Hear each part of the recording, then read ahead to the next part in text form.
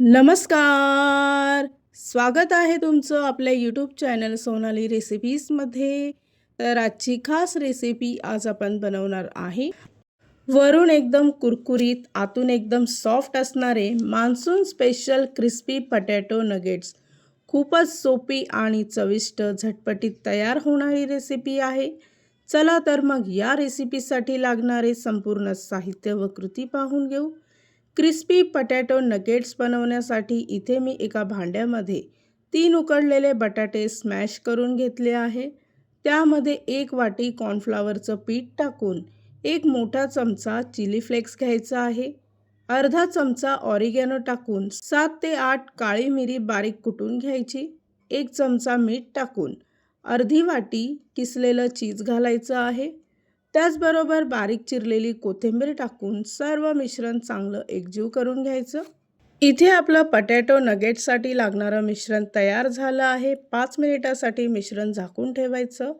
एका वाटीमध्ये 2 चमचे मैद्याचं पीठ घेऊन त्यात पाणी टाकायचं आहे आणि मिश्रण तयार करून घ्यायचं. अर्धी वाटी कॉर्न घेतले आहे.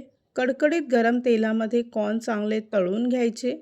कॉर्नऐवजी तुम्ही ब्रेड क्रम्बचा सुद्धा वापर करू शकता. कॉर्न टाकल्यामुळे नगेट्स चांगले कुरकुरीत तयार होतील. तळलेले कॉर्न त्याचा चुरा करून घ्यायचा आहे. त्यानंतर हाताला थोडंसं तेल लावून घ्यायचं. थोडंसं मिश्रण हातावर घेऊन नगेट्सचा आकार द्यायचा.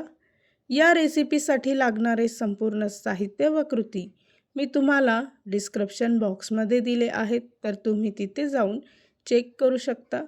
इथे मी अशा प्रकारे नगेट्स तयार करून घेतले आहे.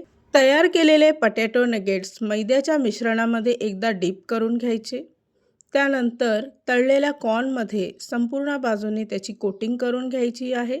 दुसऱ्या बाजूला आपण पॅनमध्ये तेल गरम करून ठेवलं आहे. तेल गरम झालं की गॅसचा फ्लेम मध्यम आचेवर ठेवायचा.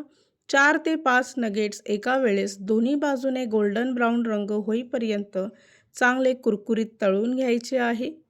तयार झाली आहे आजची खास recipe monsoon special crispy potato nuggets. खूपच सोपी आणि खूपच टेस्टी रेसिपी आहे. ही रेसिपी तर तुम्ही नक्की ट्राय करून बघा, तुम्हाला खूपच आवडेल. आणि जर का तुम्हाला हा आजचा व्हिडिओ आवडला असेल तर प्लीज लाईक, शेअर आणि कमेंट करा. चॅनलवर नवीन असाल तर सबस्क्राईब करा. सबस्क्राईब केल्यामुळे काय होईल, ज्या वेळेस मी रेसिपीचा नवीन व्हिडिओ अपलोड करेल तर त्याचं नोटिफिकेशन तुमच्या मोबाईलवर येईल. आणि पुन्हा भेटूया आपण अशीच एक रेसिपी घेऊन.